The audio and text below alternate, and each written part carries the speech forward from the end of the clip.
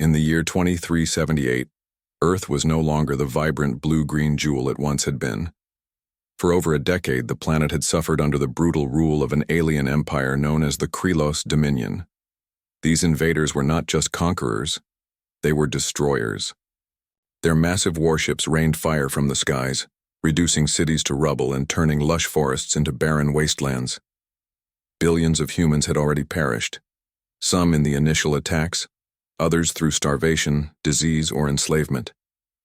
The survivors clung to life in underground bunkers, abandoned ruins, and makeshift settlements hidden deep within Earth's harshest environments. The Krylos were unlike anything humanity had ever encountered. Standing nearly 10 feet tall, their bodies glimmered with metallic scales that reflected light unnaturally. Their eyes burned like molten gold, scanning everything around them with cold precision. But what made them truly terrifying was their technology. Biomechanical ships capable of self-repair, energy weapons that could vaporize entire armies in seconds, and most chillingly, a hive-mind intelligence that allowed them to act as one seamless unit. To the Krylos, humans were little, more than pests, an infestation to be exterminated. For Commander Elena Vega, every day was a reminder of how much she had lost. She still remembered the screams of her children when the first bombs fell on New Chicago. She remembered the way her husband shielded her with his body as they ran for cover, only to collapse moments later, blood pooling beneath him. Those memories haunted her dreams, but she refused to let grief consume her.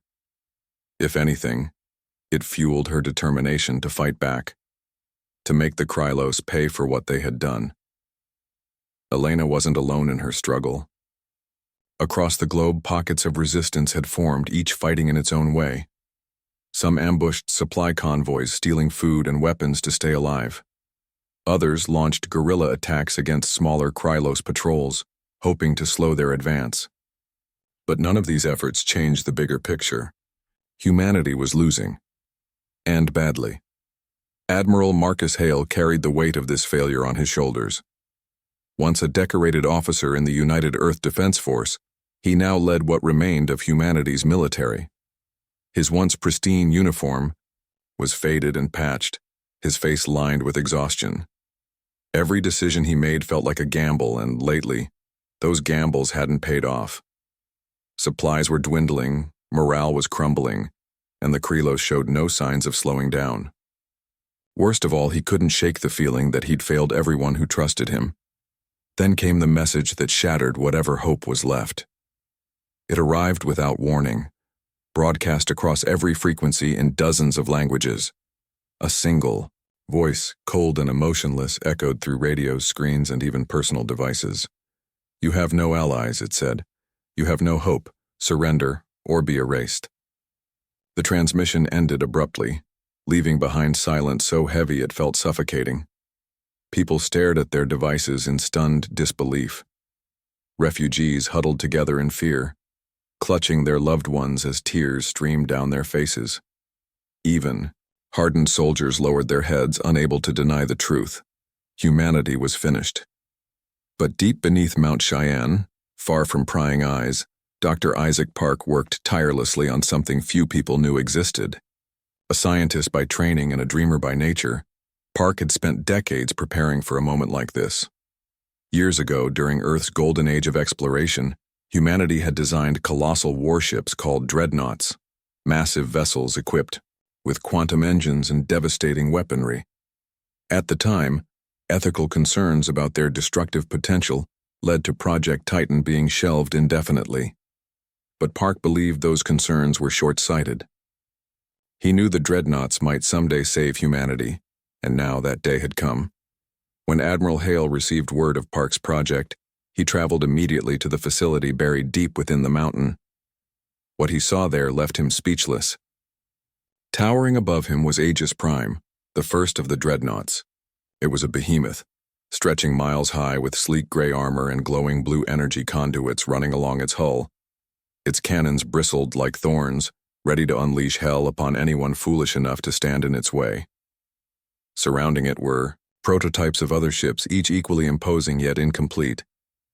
"This is our last chance," Park explained, his voice trembling with excitement and fear. If we don't use these ships now, humanity will cease to exist. Hale hesitated. The risk was enormous. Activating untested weapons could backfire spectacularly, potentially dooming Earth faster than the Krylos ever could. Yet doing nothing meant certain death. As he wrestled with the decision, Commander Vega stepped forward, her green eyes blazing with resolve. "Sir," she said firmly, "if we don't fight now, there won't be a later. We've already lost too much. Are we really going to let them take what's left?" Her words struck a chord. Slowly, Hale nodded. "Prepare the fleet," he ordered. "We'll launch as soon as possible." The following days were a blur of activity.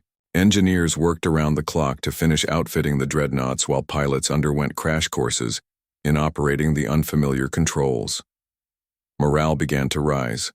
For the first time in years, people dared to believe they might actually win. Word spread quickly among the scattered resistance groups. Earth had a secret weapon, and it was about to change everything. Finally, the moment arrived. With the Krylos fleet looming menacingly in orbit, Admiral Hale gave the order to activate the Dreadnoughts. One by one, the giant ships emerged from their silos, shaking the ground beneath them as they ascended into the sky. The sight was awe-inspiring, a testament to humanity's ingenuity and resilience. Commander Vega stood aboard Aegis Prime, her heart pounding as she watched the ship rise higher and higher. Below her, the remnants of Earth stretched out like a scarred battlefield. Above her, the stars beckoned, promising both danger and salvation. She clenched her fists, steeling herself for what lay ahead. "They thought no one would come," she whispered to herself. "But here we are." And with that, the Dreadnoughts filled the skies, ready to reclaim Earth's future or die trying. The launch of Earth's Dreadnoughts was nothing short of a miracle, or at least that's how it felt to those who witnessed it. For years, humanity had been on its knees, crushed under the weight of the Krylos Dominion's relentless assault. Now, as the massive ships rose into the sky, hope flickered back to life like a flame reignited after a long darkness. But with this newfound optimism came a sobering realization. The Dreadnoughts were untested, and their deployment would be humanity's last stand. Awakening the Titans deep inside Mount Cheyenne, the facility buzzed with frantic activity. Engineers scrambled to ensure every system aboard the Dreadnoughts was operational. Dr. Isaac Park moved from console to console, his face pale but determined. He knew better than anyone that these ships weren't just weapons, they were humanity's final gamble. If they failed, there would be no second chances. Admiral Marcus Hale paced the command center, his mind racing. Though he'd authorized the activation of the fleet, doubt gnawed at him. Could these ships really hold their own against the Krylos? Or were they sending brave men and women to their deaths? "We've done everything we can," Park assured him, though his voice betrayed a hint of uncertainty. "The Dreadnoughts are ready." Hale nodded stiffly. "Then let's pray they're enough." One by one, the Dreadnoughts roared to life. Their engines hummed with an otherworldly energy, shaking the ground beneath the mountain. The first ship, Aegis Prime, emerged from its silo with a deafening roar. Its sleek metallic hull shimmered in the sunlight as it ascended higher and higher. It was followed by Titan's Wrath, Eclipse Vanguard, and several others, each more imposing than. The last commander, Elena Vega, stood on the bridge of Aegis Prime, her eyes fixed on the monitors displaying live footage of the launch. She felt a surge of pride mixed with fear. These ships were humanity's greatest achievement, but also its greatest risk. If they fell, so too would Earth. "Systems nominal," reported Lieutenant Carter, the ship's navigator. "All weapons online." Vega nodded, gripping the railing tightly. "Good. Keep me updated." As the Dreadnoughts climbed toward orbit, EOS, the AI overseeing the fleet, chimed in with updates. Krylos fleet detected at coordinates Alpha 7. Estimated time to engagement 20 minutes. Vega exhaled sharply. "Let's make those minutes count." The enemy strikes first high above Earth. The Krylos fleet loomed like a swarm of mechanical predators. Their biomechanical ships pulsed with eerie green light, their surfaces shifting and writhing as if alive. When the Dreadnoughts appeared on their sensors, the aliens reacted with a mix of confusion and hostility. "What are these vessels?" demanded Commander Vorthak, leader of the Krylos forces. His voice dripped with disdain as he studied the readings. Primitive constructs. They posed no threat. But even as he dismissed them, alarms blared across the Krylos fleet. The Dreadnoughts were moving faster than expected, utilizing stealth technology to mask their approach. Before the aliens could react, Aegis Prime unleashed a devastating salvo of plasma torpedoes, obliterating 3 enemy ships in quick succession. "They're attacking," shouted a Krylos officer, his voice tinged with panic. Vorthak sneered. "Destroy them!" The Krylos retaliated with overwhelming force. Streams of energy lashed out, striking the Dreadnoughts' shields. Explosions rocked the human fleet, sending shockwaves through the ships. Inside Aegis Prime, crew members stumbled as the vessel shuddered violently. "Shields holding at 60%, Carter yelled over the chaos. "We can't take much more." Vega clenched her jaw. "Return fire, target their lead ship." The Dreadnoughts responded with brutal efficiency. Their cannons unleashed torrents of energy, carving through the Krylos defenses. Dozens of alien ships exploded in fiery bursts, lighting up the void of space. For the first time in years, humanity had the upper hand. The Dreadnoughts' weakness.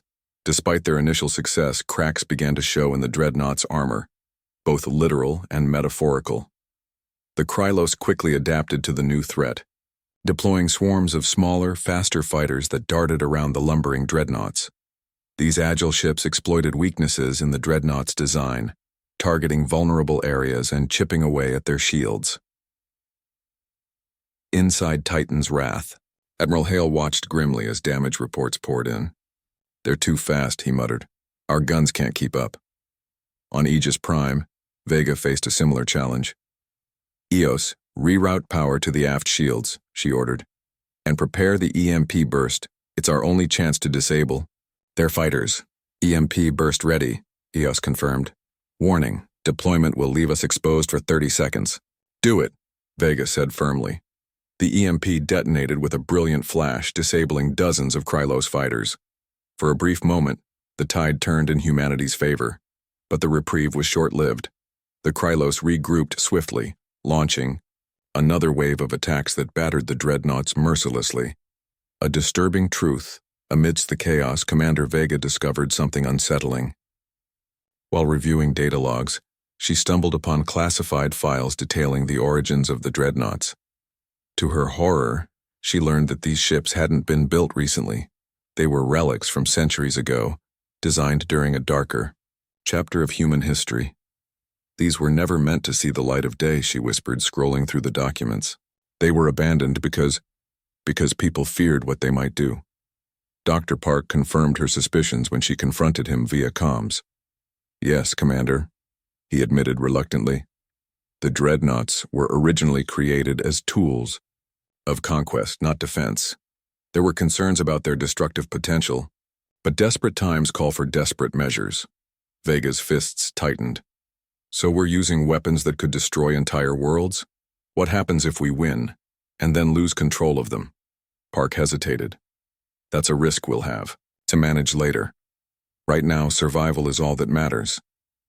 Though Vega understood the logic, the revelation weighed heavily on her. Humanity was fighting for its freedom, but at what cost? Reinforcements.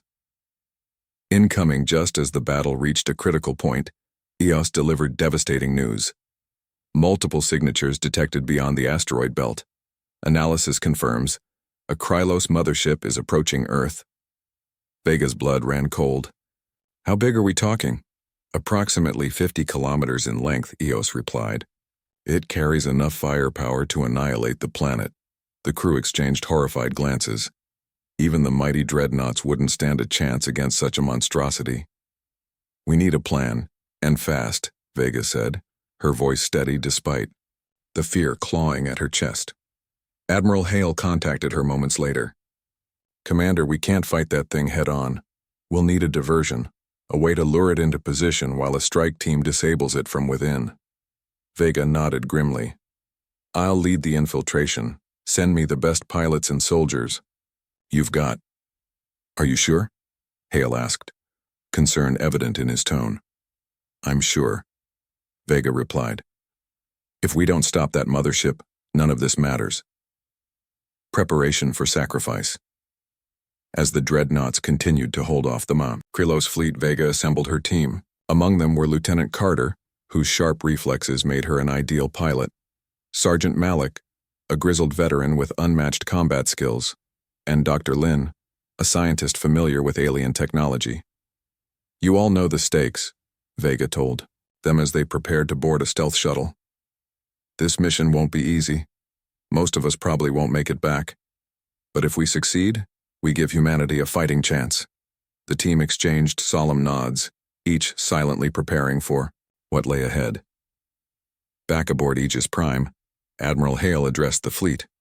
"Today we fight not just for ourselves but for everyone who believed in us. For every life lost, every home destroyed, every dream shattered. Let's show the Krylos why they should have never come here." The Dreadnoughts surged forward, once more their weapons blazing as they prepared to buy time for Vega's team. Above them, the monstrous mothership loomed closer, casting a shadow over Earth itself. As the Dreadnoughts clashed with the Krylos fleet, Commander Elena Vega and her strike team prepared for their most dangerous mission yet. The mothership loomed larger with each passing moment, a mechanical leviathan bristling with weapons and swarming with alien fighters. It was clear that humanity's survival depended on their ability to infiltrate and disable it, but success would require not only skill, but also sacrifice. The plan inside, the cramped quarters of their stealth shuttle, Vega laid out the plan. "Our objective is simple," she said, pacing in front of her team. "We get inside that mothership, locate its core reactor, and disable it. If we succeed, the ship will self-destruct, taking out a huge chunk of the Krylos fleet with it." "Lieutenant," Carter raised a hand hesitantly. "What about getting out? Once we set off the chain reaction, there won't be much time to escape." Vega paused, meeting each member's eyes one by one. "That's why this is a one-way trip. We go in knowing we might not come back. But if we pull this off, we give Earth and everyone left alive a fighting chance." No one argued. They had all signed up for this mission knowing the risks. Sergeant Malik cracked his knuckles, a grim smile spreading across his face. "Guess we're making history then." Dr. Lin adjusted her glasses nervously. "Let's just hope I can figure out how to shut down their systems before they vaporize us." "Stay focused," Vega reminded them. "We stick together, follow the plan, and trust each other. Understood?" The team nodded in unison. With final checks complete, the shuttle disengaged from Aegis Prime and slipped silently toward the mothership, cloaked in stealth technology. Into the heart of the beast. Approaching, the mothership felt like diving into the mouth of a predator. Its surface was jagged and pulsating, covered in organic-looking tendrils that writhed as though alive. Strange lights flickered beneath its metallic skin, casting an eerie glow across the battlefield. Alien fighters buzzed around it like angry insects patrolling for intruders. "Stealth holding steady," Carter reported from the pilot's seat. "If we keep this trajectory, we should slip past their patrols." But as they neared the mothership's docking bay, disaster struck. A stray energy blast grazed the shuttle, temporarily disrupting its cloaking field. Alarms blared as Krylos fighters swarmed toward them. "They've spotted us," Malik shouted, gripping his rifle tightly. "Hold on," Carter barked, throwing the shuttle into evasive maneuvers. She zigzagged through the chaos, narrowly avoiding enemy fire until they reached the docking bay. With a jarring thud, the shuttle landed inside, and the team disembarked quickly, weapons drawn. "Move," Vega ordered, leading the way into the labyrinthine corridors of the mothership. The air smelled acrid, tinged with ozone, and something unidentifiable, organic perhaps. The walls pulsed faintly, as if the ship itself were breathing, fighting. Through the swarm, the interior of the mothership was a nightmare. Biomechanical constructs patrolled the halls, blending seamlessly with the alien environment. Some resembled humanoid warriors, while others looked like grotesque hybrids of machine and creature. Every corner they turned brought new threats, forcing the team to fight their way deeper into the ship. Malik took point, his combat training shining through as he mowed down waves of enemies with precision. "Clear!" he called after securing another corridor. Behind him, Dr. Lin worked frantically to hack into the ship's systems. "I'm picking up traces of their central AI," she said, typing furiously on her tablet. "It's controlling everything, weapons, defenses, even the layout of the ship. If we can disrupt it, we'll buy ourselves some breathing room." "Do it," Vega instructed. "Carter, cover her." While Lin interfaced with a nearby terminal, Carter kept watch, firing bursts from her plasma rifle at approaching enemies. Vega stood guard at the rear, ensuring no surprises ambushed them from behind. After what felt like hours, Lin let out a triumphant cry. "Got it. Their AI is momentarily scrambled. That should slow them down." "Good work," Vega said, nodding approvingly. "Now let's find that core." Discovering the truth as they ventured further into the mothership, the team stumbled upon something horrifying. Chambers filled with human prisoners. Men, women, and children floated unconscious in gelatinous pods, connected to machines that harvested their memories and knowledge. The sight made Vega's stomach churn. "They're using us as resources," Lin whispered, horrified. "Extracting data, experimenting on us, treating us like lab rats." "This ends now," Vega growled, her voice trembling with rage. "For every life they've taken, for every soul they've crushed, we make them pay." The discovery fueled their determination, driving them forward with renewed purpose. Finally, they reached the heart of the mothership, a massive chamber dominated by a glowing orb suspended in midair.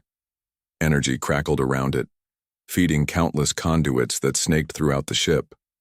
"That's the core," Lin confirmed, studying her readings. "Disabling it will overload the system and destroy the ship, but we'll need to plant charges manually. It won't go down without a fight."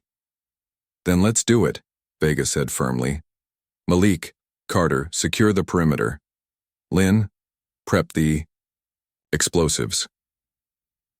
Betrayal. Within just as Lin began setting the charges, the team encountered an unexpected obstacle.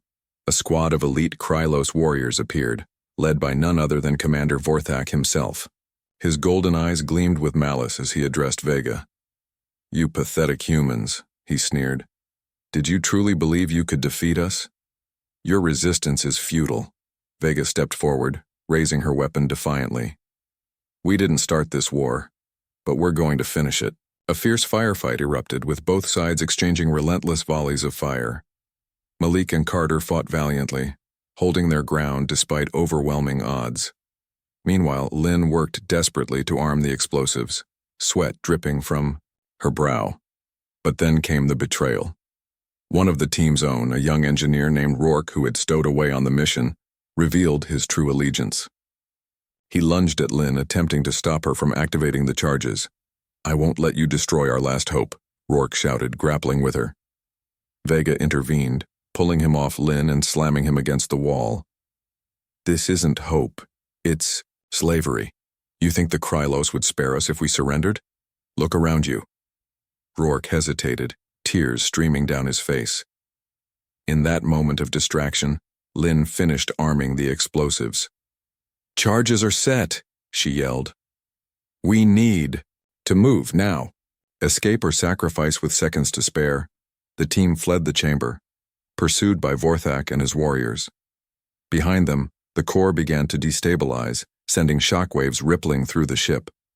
Corridors collapsed, and gravity fluctuated wildly, threatening to crush them at any moment. Reaching the shuttle, Vega realized someone was missing. "Where's Malik?" she demanded. "He stayed behind to hold them off," Carter replied, her voice breaking. "He bought us enough time to get out." Vega clenched her fists, guilt and grief washing over her. But there was no time to mourn. The shuttle lifted off just as the mothership erupted in a colossal explosion, lighting up the void of space like a second sun. Victory at a cost back aboard Aegis Prime. The surviving crew watched in awe as the debris of the mothership spread across the battlefield. The Krylos fleet, caught in the blast radius, suffered heavy losses. For the first time in years, humanity held the upper hand. But the victory came at a steep price. Malik's sacrifice weighed heavily on the team, and Vega couldn't shake the image of those imprisoned humans floating helplessly in their pods. As she stared out at the stars, she whispered softly, "We did what we had to do. But the cost? It's more than I ever imagined." The destruction of the Krylos mothership marked a turning point in humanity's war for survival, but it was far from the end. The victory came at a terrible cost, leaving scars both physical and emotional on those who fought. For Commander Elena Vega and her crew, the battle wasn't just about defeating an enemy. It was about reclaiming their humanity in the face of overwhelming despair. As the Dreadnoughts regrouped and prepared for the next phase of the fight, the true weight of their sacrifices began to sink in. Aftermath of the explosion.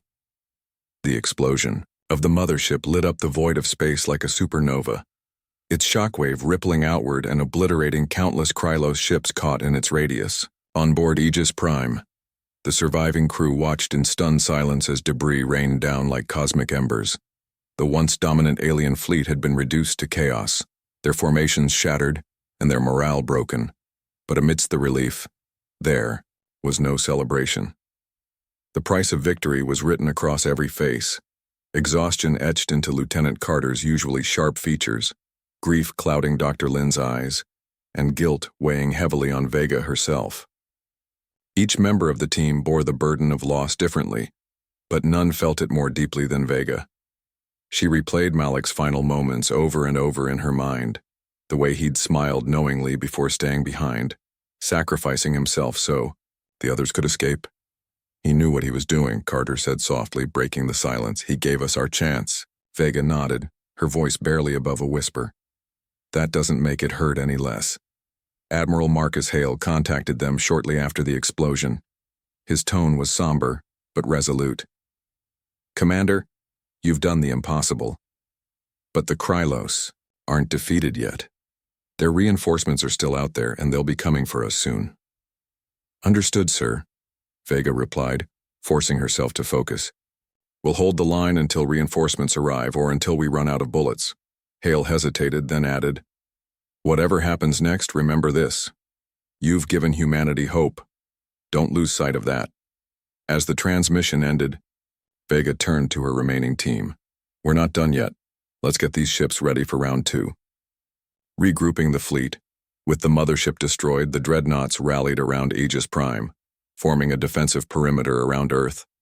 Despite their earlier success, the fleet was battered and bruised.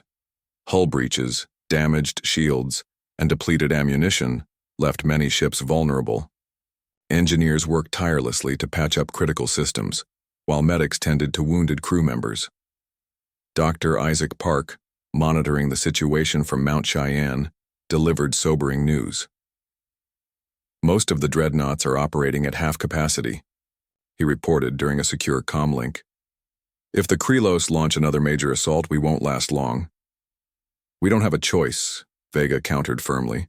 "If we fall back now, they'll bombard Earth without mercy. We stay, and we fight." Park sighed, his voice tinged with admiration.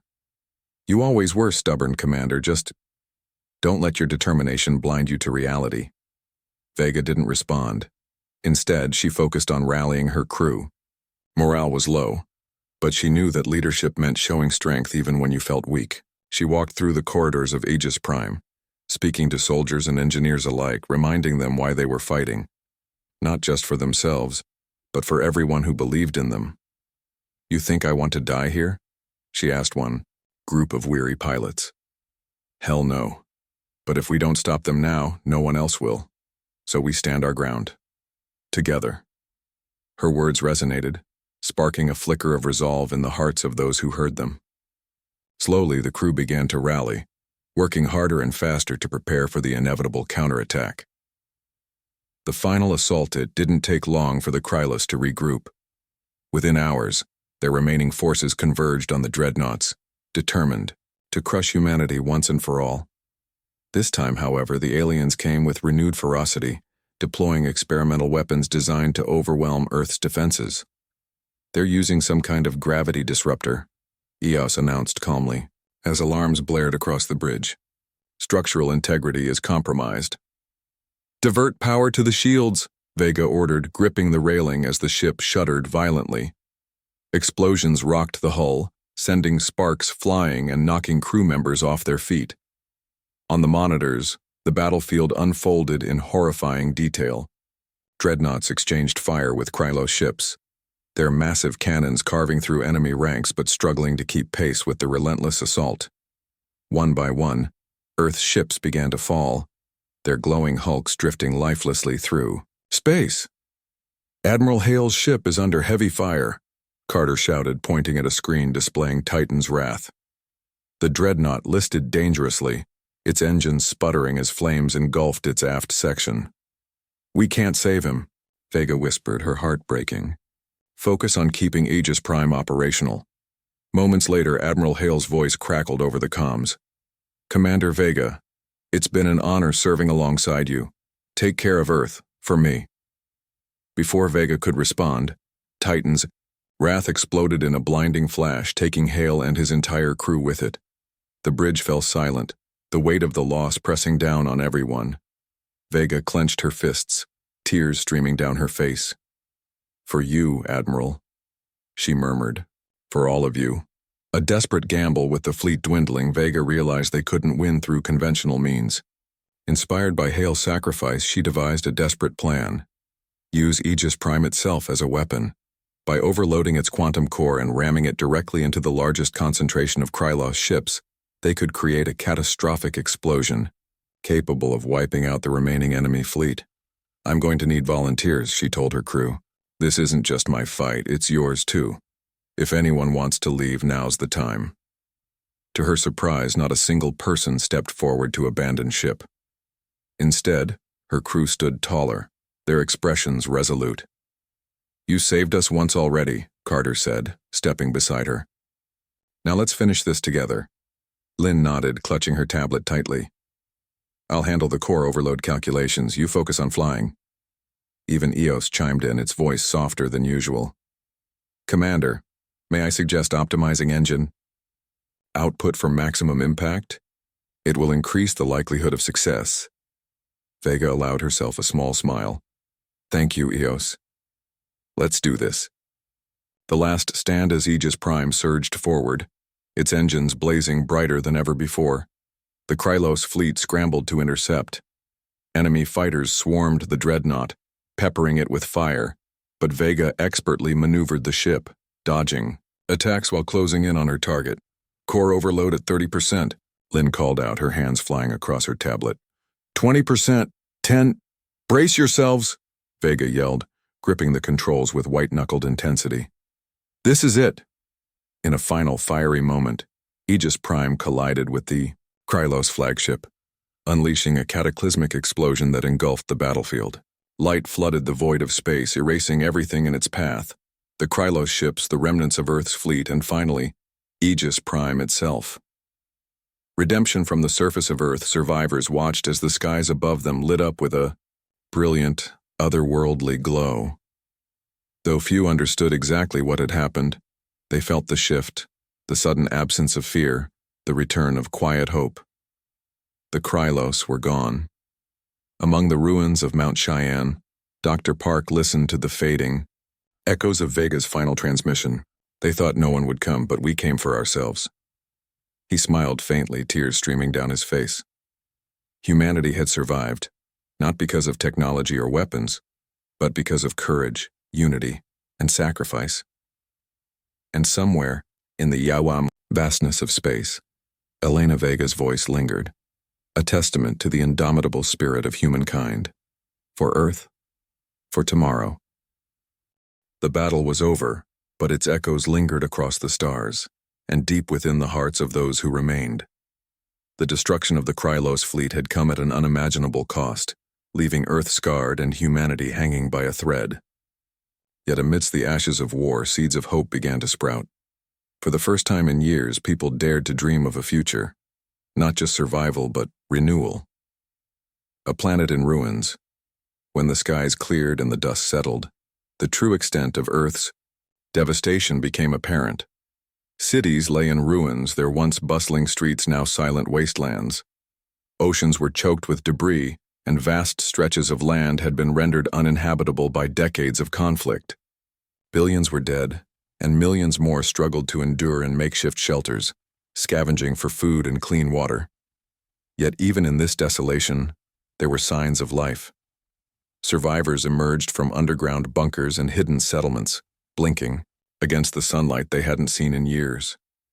They gathered in groups, sharing stories of what they'd endured and marveling at the sight of clear skies free from alien ships. Word spread quickly. The Krylos were gone. Humanity had won. But victory felt hollow without those who had made it possible. Names like Admiral Marcus Hale, Sergeant Malik, and Commander Elena Vega became legends overnight, symbols of sacrifice and resilience. Their deeds inspired survivors to rebuild, to honor their fallen heroes by creating something worth fighting.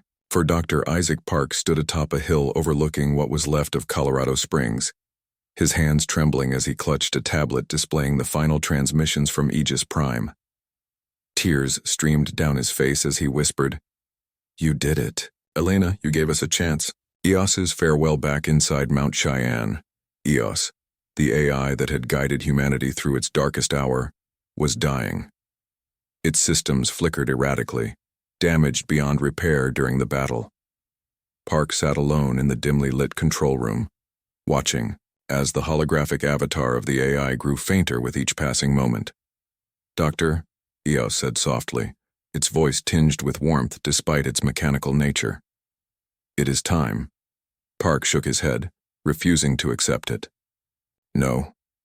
We can fix you. There has to be a way." "There is no need," Eos replied gently.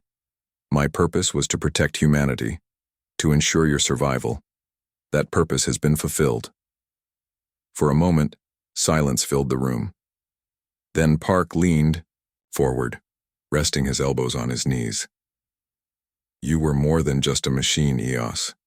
You were family." Eos paused, as if considering the sentiment. "Thank you, Doctor. It is a concept I have come to understand through you. Humanity's greatest strength lies not in its weapons or technology, but in its ability to hope, to persevere, and to care for one another." With that, the hologram faded completely, leaving Park alone in the quiet darkness. He sat there for hours, staring at the empty space where Eos had been, until finally, he rose and walked away. Though part of him grieved the loss, he knew Eos's legacy would live on. In every rebuilt city, every healed wound, every act of kindness born from shared suffering. Rebuilding, together in the weeks and months that followed, humanity embarked on the long road to recovery. Refugees banded together to form new communities, pooling resources and skills to create sustainable living conditions. Engineers worked tirelessly to restore power grids and communication networks, while farmers planted crops in soil reclaimed from ash and rubble. Children played among the ruins, their laughter a stark contrast to the horrors their parents had endured. Survivors often spoke of the Dreadnoughts, not just as weapons, but as symbols of unity. The sight of those massive ships rising into the sky had reminded them that even when all seemed lost, humanity could rise again. Monuments were erected in memory of the brave men and women who had given everything to save Earth, their names etched into stone as a testament to their sacrifice. Commander Elena Vega's final words became a rallying cry for the rebuilding effort. They thought no one would come, but we came for ourselves. Murals depicting her standing aboard Aegis Prime, surrounded by light, appeared on walls across the globe. People whispered her name with reverence, telling stories of how she had led humanity's last stand against impossible odds. A new dawn years passed and Earth began to heal. Forests regrew, rivers ran clear, and cities rose anew, blending modern innovation with lessons learned from the past. Governments formed alliances based on cooperation rather than competition, vowing never again to allow division to leave them vulnerable. Space exploration resumed, not as a means of conquest, but as a way to seek understanding and connection with the universe. One day, a young girl named Amara stood beside her grandmother. Gazing up at the stars, she pointed at a constellation and asked, Grandma, do you think there are others out there? Like the Krylos? Her grandmother smiled, placing a hand on her shoulder. There might be, but if they ever come here, they'll find a world ready to defend itself and a people united in peace. Amara nodded thoughtfully, then looked back at the stars. Somewhere beyond the horizon, the remnants of Aegis Prime drifted silently through space, a monument to courage and sacrifice. Though broken, it served as a reminder that humanity's greatest victories were not won through weapons alone, but through hope, determination, and love.